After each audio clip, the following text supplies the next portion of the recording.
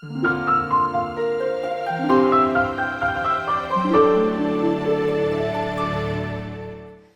man sauc Osvalds Zebris, un visu šo gadu turpinās lasīšanas veicināšanas kustība Kopiena lasa, ko Olēnas novads šī gada sākumā pieteica kā vienu no savām prioritātēm. Un arī šodienas intervija notiek šīs iniciatīvas ietvaros. Šodien mēs tiekamies ar Viktoriju Ozolu, vecāku emocionālā atbalsta speciālistu, autoru, mammu, un Viktorija ir arī Olēnas pirmās vidusskolas absolventi.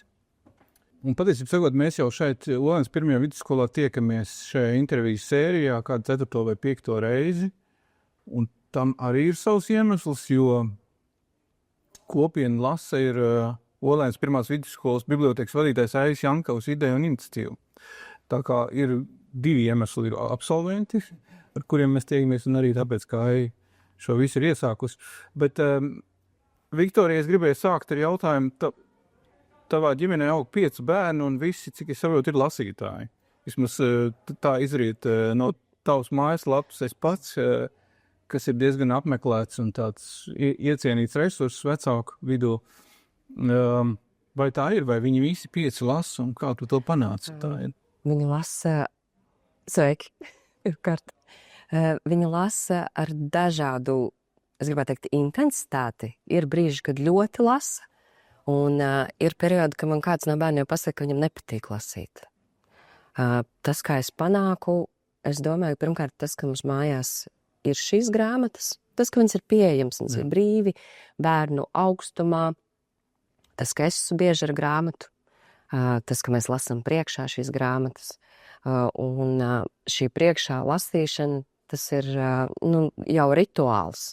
Tas ir pilnīgi katru vakaru, un citreiz, tā kā mēs neturpinām lasīt, tad no bērniem ir tāds, kāpēc mēs šodien nelasīsim? Un saka, šodien mums nav laika lasīt, bet rītā noteikti viņi gaida.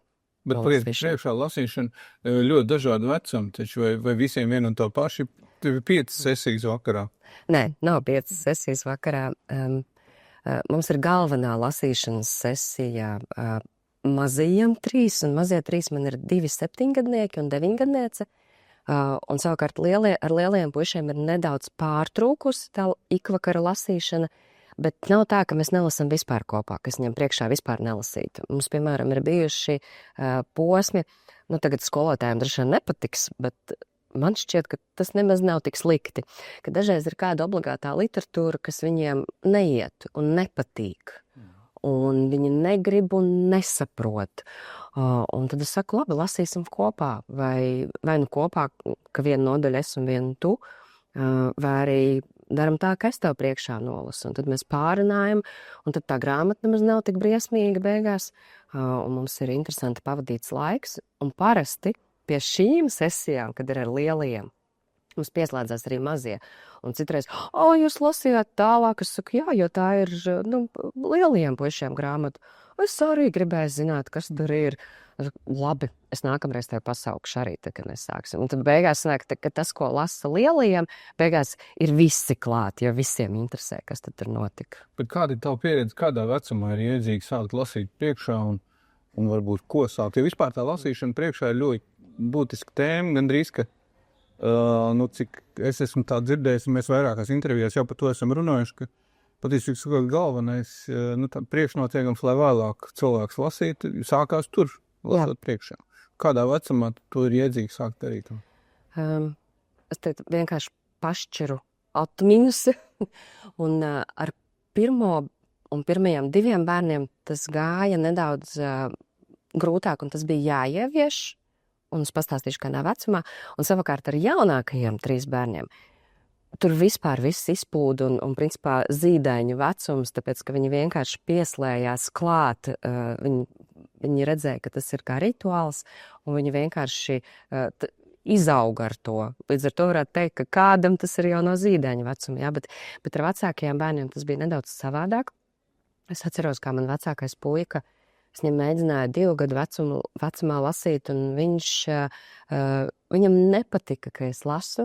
jo tā balss ir izmainīta, tā nav tāda ikdienišķa runa, un viņš man taisīja muta ciet, tāpat kā citreiz, kad bērni dzird, ka vecāki dzied, viņi arī skrien, nederu tā, ja, un tas bija kaut kas ļoti līdzīgi. Jā, un tad es, principā, iemācījos šo grāmatu stāstīt. Mums bija bilšu grāmatas, kuras es ātri stāstīju šo saturu, salīdzinoši ātri, tik cik viņš bija gatavs atkal pašķipt to lapusi, un principā 2 gadu, 2,5 gadu vecumā tas bija tā, ka šķiram un es stāstu, kas tur notiek. Bet ar izteiksmi, jo tavā mājaslapā ir tas ļoti uzsvērts, Jā. kā ar izteiksmi ir jālas. Citādi ir monotoni, tad... Tad mēs varam nolikt bērnu godu. Ja tas ir mūsu mērķis, tad var mēģināt lasīt monotoni. Un es atceros, atmiņu ritulīts raisās, un es atceros, ka ir viens brīdis arī ar tiem vecākajiem bērniem bija tāds, ka viņi gribēja vienu un to pašu pasaku katru vakaru. Un tad tu nedrīkst izlaist ne vārdu un vienu to pašu, bet viņiem tas arī ir tāds svarīgs posms, viņiem tas dod drošības sajūtu, attīsta valodu, un patiesībā ļoti attīstīja manas atmiņas spējas, tā kā uztrenēja atmiņu. Jā, tas ir īstenībā ļoti, ļoti, ļoti vērtīgi. Man ir tāda pieredze, es atceros Karlsonu, jo man neko citu nevajadzēja kā tikai Karlsonu. Mammas balss, kas skan, es jau zinu visu, kas notiks, nedod Dievs viņu kaut ko izlaivu, kad uzreiz, vai arī sāk mikt ciet, tas tad uzreiz trauksme. Bet kāds varbūt ir tas tavs ieteikums, ar ko sākt un kādām būtu jābūt šīm pirmajām grāmatām? Piemēram, Skrības grāmata Vīta Plunkšs. Šī gan nebija mūsu pirmā grāmata bērniem, bet tā ļoti atbilst tai domai, ka ir viens attēls un viena maza rindiņa. Jā, un tad bērns spēja gan to attēlu apskatīties, gan vecāks paspēja izlasīt, un tad, kad bērns grib šķirt tālāk, tad mēs tiešām varam iet tajā tempā. Un cik ilgi sākumā, kā tu atceries? Tas ir 10 minūtes, pusstundu vai? Mazāk. Jā. Dažas minūtes. Jā, dažas minūtes. Un pēc tam jau, kad pierod, teiksim, šobrīd? Šobrīd mūsu klasika ir 15-20 minūtes. Viņi parasti saka, ka tas ir par maz, gribētu vēl, un varbūt, ka mēs varētu turpināt, bet tas ir vienkārši tas laiks, kas mums šobrīd ir iegājies tajā ritmā, kas mums ir, ka mēs tagad no 8:30 līdz bez 29 mēs lasam, un tad mēs lienam gultās. Ja, un tā ir daudzbērnu ģimenes realitāte, ja, ka mums ir diezgan ļoti pēc pulksteņa, un tāds ritms ir iegājies, un to viņi arī spēja izturēt. Citreiz, tad, kad es esmu piekāpusies un it kā teikusi, labi, palasam šodien ilgāk, tad patiesībā stipri ilgāk viņi nemaz nespēja noturēt to uzmanību. Viņi tā kā sāk kaut ko vairāk trokšņot un vairāk spēlēties fonā. Labi, tātad gadiem ilgi tavā pieredzē šī lasīšana priekšā, vai tu jūti, ka kaut kādā brīdī tas pārtopa tiešām tādā dzīvē interesē par šito grāmatu, nākamo grāmatu? Jā, tas tā noteikti ir. Viņi grib zināt, grib lasīt, grib saprast, kura būs nākamā grāmata un kas tur kā turpināsies tā grāmata. Mēs sākām ar tām mazajām grāmatiņām, kur ir īsts stāsts, vienā vakarā var 3 izlasīt kādreiz. Un šobrīd mēs jau esam tajā sākumskolas vecuma bērni, ja, un daži ir pamatskolā. Tur jau grib to stāstu, kurā grib dzīvot, kurā grib zināt, kā tur turpināsies. Un man saka, es nevaru sagaidīt, kas tur viņai būs tālāk, kas tur notiks. Ja, kas ir, piemēram, tad šiem 7-9 gadīgiem, kas ir telpā šobrīd? Mēs tikko izlasījām Roņu, laupītāju meitu. Man tas bija liels pārsteigums. Es šai grāmatai gāju garām visu savu bērnību, jo man nepatika vāks. Tik interesanti. Man likās, ka es negribu par kaut kādiem mežiem lasīt, jo vispār es biju ļoti lasošs bērns. Es gāju uz biblioteku, es lasīju daudz, un es viņai vienmēr gāju garām. Bet mums mājās no vīra savukārt bija atnākuši šī grāmata, no vīra bērnības bija atnākusi uz mūsu plauktu, un es nolēmu, labi, izlasīsim. Un mūs visus aizrāva, mani ieskaitot. Mēs bijām ļoti aizrāvušies, un es teiktu, ka šogad tā ir top grāmata, ko mēs esam izlasījuši. viņiem interesē, tā uzmanība visu laiku tika noturēta. Man patika arī tas, ka mēs varējām pārunāt kaut kādus vārdus, ko viņi nesaprata, un tad es viņiem tā kā jautāju, kā jūs domājat, ko tas varētu nozīmēt? Un tad tur tās interpretācijas bija pilnīgi atšķirīgas nekā tas tā tur bija domāts, mēs pārunājām, un tiešām brīnišķīga grāmata. Jā. Es zinu, ka tavā mājaslapā es pats, kurš citi ir cilvēki, var ieskatīties, tur ir ļoti daudz dažādu padomu, ne tikai par lasīšanu, bet vispār audzināšanas jomā un vecāku būšanas jomā, bet arī par grāmatām tur ir tāds kā lasītāko grāmatu tops. Jā. Varbūt tu vari pakomentēt, kuras tad tur tās ir. Šobrīd gan tas tops ir drusku pamainījies, jo tas raksts ir tapis kādu laiku atpakaļ, un toreiz arī bērni bija mazāki, un tās intereses bija savādākas. Un absolūtais tops mums ilgus gadus ir bijusi Anetas Meleces kiosks. Fantastiska grāmata ar fantastiskām ilustrācijām, un viņi ir gatavi arī tagad citreiz, tā kā mums ir kaut kāda super īsā lasīšana, vai kādreiz mēs paņemam arī pa stārpu, tā kā mēs esam izlasījuši kādu biezāku grāmatu, mēs paņemam kādas dažas vienkārši no agrākas bērnības, mēs izvelkam ārā un palasam tagad vairāk, šīs tā kā atgriež atpakaļ to prieku, un tad tā vienmēr ir starp tām, ko viņi grib lasīt.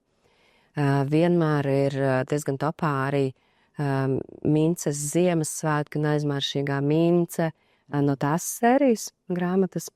Mums ļoti patīk, ka esmu paņēmusi arī līdzi, es neatceros, vai es tajā rakstā to ieliku, man šķiet, ka jā, ka mums ir tā punkta grāmata, Zatot, un tur ir par meiteni, kur neprot zīmēt, un skolotāja pienāk pie viņas lapas, baltās lapas, un saka, es redzu, tev ir polāra lācis sniega vētrā uzzīmēts, un es, ļoti smieklīgi. Un es saka, labi, vienkārši pieliec punktu un skaties, kur tas zīmols aizvedīs, un tādu rīktīgi dosmīgu punktu uzliek, un tā skolotāja, nevis kaut ko aizrāda, bet saka, labi, paraksti šo darbu. Un nākamajā reizē, kad viņi atnāk uz mākslas klases, šis punkts ar viņas parakstu apakšā ir ierāmēts zelta rāmī. Un tad viņi izlem, ka es varu uzzīmēt vēl daudz labākus punktus, un viņa aiziet tie punktu izstādi, un šī grāmata ir brīnišķīga ar to, ka viņa rosina to, ka bērni patiešām katru reizi, kad mēs izlasam šo grāmatu, viņi skrien un zīmē vai nu punktus vai līnijas, jo beidzas ar līnijām. Tur viens cits puisīts pienāk un saka, ka viņš nevar pat ar lineālu taisnu līniju uzvilkt, un brīnišķīgi tāda rosinoša grāmata. Vēl viena mums ir absolūtajā topā ir Krāsu mošķis. Esmu parādījuši, bet es domāju, ka to jau daudz zina. Krāsu mošķis. Ārkārtīgi vienkārša grāmata par emocijām. Un, godīgi sakot, visu, ko esmu lasījusi, lielāko daļu nevar teikt visu, lielāko daļu, ko esmu lasījusi šim vecuma posmam, tā kā pirmsskolas vecuma posmam par emocijām, un tur, kur pieaugušie mēģina sarežģīt to tēmu, ielikt ļoti daudz kaut kādas vēl tur vingrinājumus vai kaut ko, ka viņas nestāv klāt šai tik vienkāršai, kuru var attīstīt ļoti dažādos virzienos, kur mēs varam visu kaut ko izspēlēt, kur mēs varam pēc tam ņemt jebkuru citu grāmatu un es nolasu dusmīgi, un es kā jums liekas, kādā emocijā es nolasīju ar kādu, vai nolasu bailīgi. Jā, tas ir bailes, jā, ka mēs varam tik daudz attīstīt veidos, jā. Da kā tu izvēlies pat to? Tās grāmatas? Jā. Atšķirīgi. Viens ir ieteikumi, ko es tā kā redzu, ka citi pasaka ir labas, un tad es aizēju pat izšķirstu un izlemju, vai es gribu tādu vai nē grāmatu mājās. Jo tas grāmatu plaukts jau arī nav bezgalīgs. Ja? Ļoti jābūt izvēlīgiem. Jau. Tad ir grāmatas, ko es esmu lasījusi kādos ārzemju blogos, ka cilvēki ir ieteikuši arī tajā Montessori jomā, kas man ir ļoti tuvu, un es esmu arī Montessori pedagogs. Tā, kad lasa Montessori skolotāju blogus, tur arī bieži vien atnāk kādas idejas par grāmatām. Izdevniecība Liels un Mazs ir viens liels kvalitātes zīmoks. Es, principā, gandrīz katru grāmatu varētu ieteikt to, ko viņi izdod. Ejot un šķirstot. Es zinu, ka tavā pieredzē ir arī lasīt priekšā bērniem svešvalodās, ne tikai latviski. Kāpēc tev šķiet tas svarīgi lasīt arī svešvalodās, un kā tad, pieņemot, ka tie bērni nezina to valodu, kā tad viņi saprot, ko tu lasi? Nu, to mēs arī sākam ar tādām mazām vienkāršām grāmatām, tā kā 2-gadniekiem, un vienmēr pirmajā reizē es lasu angliski, mums ir arī dažas grāmatas krieviski, un tātad pirmajā reizē es lasu tajā svešvalodā. Oriģinālā. Jā, oriģinālā valodā, un es lasu ar tādu izteiksmi un ar tādiem žestiem, lai var saprast jau tāpat bez tā tulkojuma. Un tad mēs drusku parunājam, ko tu no tā saprati, ko es lasīju, un bieži vien ar tām ilustrācijām viņi jau uzķer un saprot. Jā, un tad otrajā reizē es izlasu latviski. Un patiesībā viņi jau pirmajā diezgan labi ir sapratuši, kāpēc ir svarīgi. Nu, katra valoda nes arī kaut kādu citu to domāšanas veidu. Manuprāt, man liekas, ka ja mēs paliekam tikai tajā latviešu valodā, nu arī tā domāšana, viņa nav tik plaša, kā tad, kad mēs varam paņemt vēl kādu valodu klāt un ļoti daudz ko var atklāt par citām kultūrām, par ļoti, nu, jā, tas ir tas galvenais. Vai tu jūti, ka vecākie bērni, kas ir visilgāk pieredzējuši tavu lasīšanu priekšā, tā kad paši kaut ko meklē un lasa savā nodabā? Šobrīd viņiem ir tāds posms, kad viņi nelabprāt to dara. Man pat otrais puika, kuram, es domāju, cik viņam gadi, viņam tad būs 13, ka viņš esot vienīgais, kurš pirms brīvlaika lasīšanas, kad visais, nu, viņiem ir tāda neliela skola, tie kas man ir līdz 6. klasē, viņiem visai tai skolai, esot 60 bērniem, ir jautāts, nu, vai jūs esat gatavi tagad pa šīm brīvdienām, kas bija valsts svētku brīvdienas, izlasīt vienu grāmatu, un visi atsaucās, jā, un vienīgais viņš neesot pacēlis roku, un viņš teica, ka viņš nav gatavs izlasīt grāmatu pa brīvlaiku. Viņš pieredz, ka viņam lasa priekšā. Man tā gluži arī nav, ka visi viņam izlasa priekšā, jo pašam jau arī jāprot. Es teicu, ka viņam šobrīd ir posms, ka viņš tā nevisē, viņš ir apdedzinājies, nu, patiesībā ar to obligāto literatūru. Ar to, ka viņam neinteresē tas, ko viņam iedod lasīt. Jo vasarā viņš bija pasūtījis veselas 3, nu, es atļaušos teikt, nu, bībeles, jo tās grāmatas, ko viņš izlasīja, tas bija angļu valodā, un par tēmu, kas viņam interesē, un viņš visur staipīja līdz to grāmatu, un atkal tad, kad ir tas mācību posms, viņš neko negrib, bet, nu, kaut ko jau izlasa. Un viņam, starp citas beigās, tomēr atradu vienu grāmatu, par kuru es viņam teicu, sadaram, ka šo tu varēsi izlasīt pa šīm dažām dienām. Es viņam iedevu, es teicu, tā ir Latvijas mēdīju grāmata, un pēkšņi aizmirsu autoru, bet interaktīva grāmata, vai nu Viņpuš žogam, vai kaut kā tam līdzīgs tācās, kuru tu lasi, un tu vari izvēlēties, vai tu gribi palīdzēt viņai, vai tu iesi garām, un tad tu šķir tālāk uz to lapu un turpini. Un, principā, tur var ļoti ātri nonākt arī līdz beigām, ja tu nevienam neko nepalīdz, neiesaisties. Tikai to viņš izlasīja. Un vecākais puika, kuram ir to līdz 15 gadi, nu, tā ir 8. klase, un tur ir gana liela slodze jau vienkārši skolā. Un viņš lasa, nu, tikai, tur gan nav tāda obligātā literatūra, viņam ir jāizlasa 2 grāmatas semestrī tikai. Un tad tās viņš lasa, un tās viņš izvēlās arī pats. Tas, ko viņš bija izlasījis, viņš bija lasījis šo, bet viņš viss, kas nav saskatāms. Bet tagad viņš lasa sastklasnieki neraud, un viņš saka, ka tā esot labāka.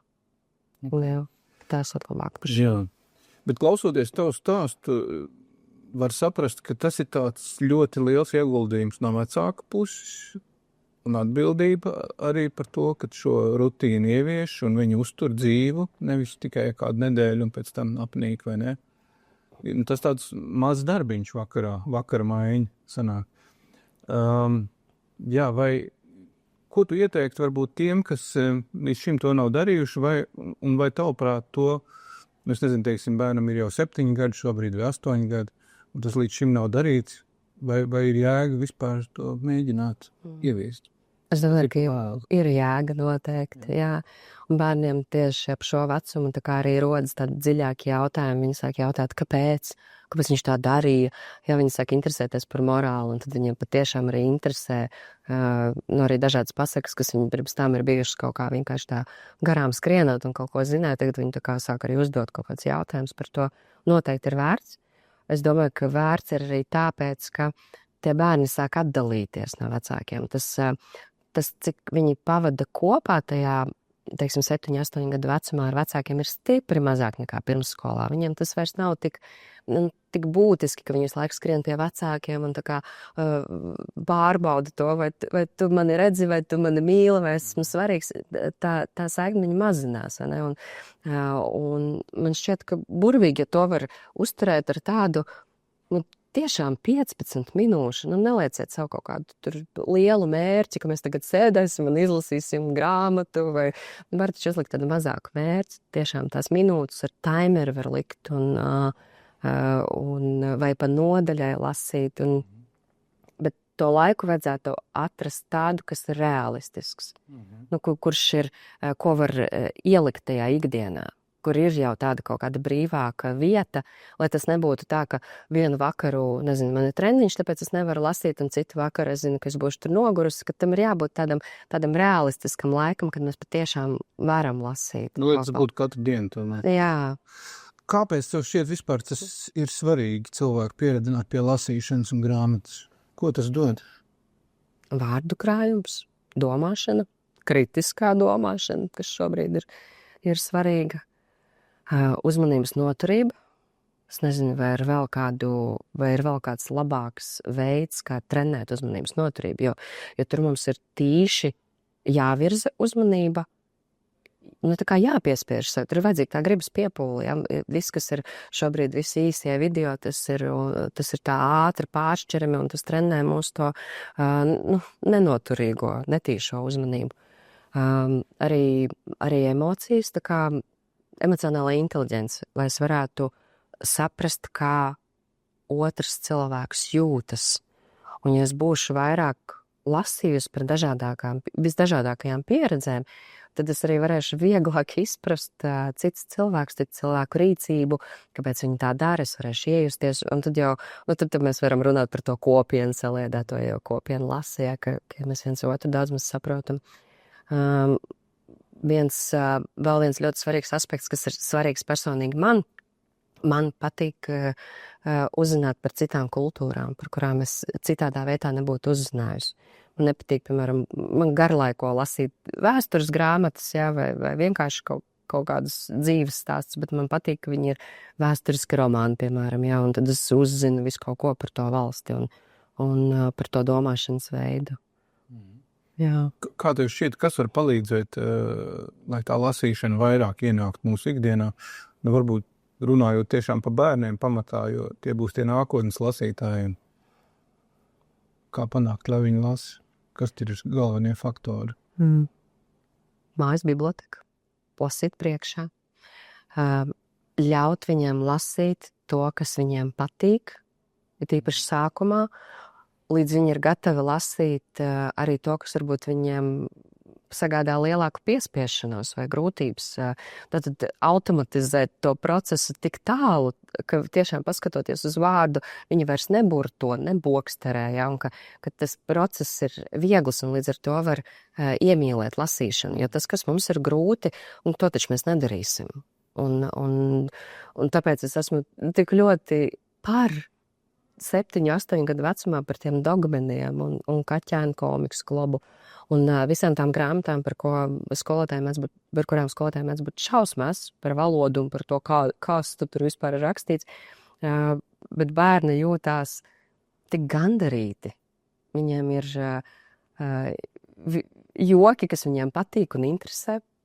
Viņiem ir sajūta, ka viņi ir izlasījuši grāmatu, un viņi to var izdarīt dažu dienu laikā, kāds vienas dienas laikā, kāds dažu dienu laikā, viņiem ir tāds, es izlasīju veselu grāmatu, un tā kā, jā, ļaut lasīt to, kas interesē, bet tādu ir maz. Tāda ir maz, jo man patīk tā doma par to Vennu diagrammu, tie apli, kas pārklājās, ja. ka ir viens liels aplis ar to, ko pieaugušie domā, ko bērniem vajadzētu lasīt, tad kaut kāds iekļaujošs un izglītojošs un tāds brīnišķīgs vārdu krājums. Un tad ir tāds mazs aplīts, ko bērni patiesībā gribētu lasīt. Un tad viņi tur tas lielais aplis tur pārklājās uz to mazo apli. Un tas tika viegli. Pāris grāmatas, kas patiesībā ir drusku gan izglītojoši, gan to, kas bērniem interesē. Un es jau varu saprast arī tos izdevējus, jo ar makiem balso pieaugušie. Viņi nāk un skatās, ka grib kaut ko, lai ir ar kaut kādu vēstījumu un gudrību. Jā. Bet kā tev šķiet, vai ir, kā saka, mēs esam tādā cerīgā fāzē, ka tā lasīšana varbūt mazliet atgriežās, ja drīzāk bezcerīgā, ka ir citi veidi, kā paiet laiks un nav vietas grāmatē vairs?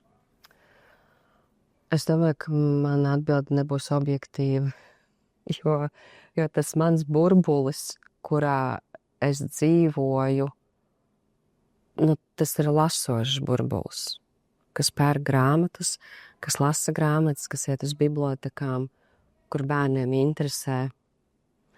Jā, bet tā kopumā skatoties, protams, ka var jau arī redzēt, cik ļoti ienāk tehnoloģijas. Es gan nezinu, vai kaut kas šobrīd mainīsies ar to, ka ir tas telefona aizliegums jaunais, vai kaut kas tur mainīsies. Jā, man ir grūti pateikt, tas mans burbulis saka, jā, ka viss ir labi, ka viss ir optimistiski, ka grāmatas ir, ka bērniem patīk un ka mēs lasām. Paldies Viktorijai par mūsu šodienas sarunu. Mēs tiksimies atkal nākamēnes, bet nākamēnes mūsu interviju sērija vēl nemaz nebeigsies, jo tā turpināsies arī nākamajā gadā un cerēsim, ka gan gada beigās, gan nākamgad mēs sagaidīsim daudz brīnišķīgu latviešu autoru grāmatu, kurā pārklāsies šie abi tevis pieminētie apļi, gan viņas būs izglītojoši, gan arī interesēs bērniem. Paldies!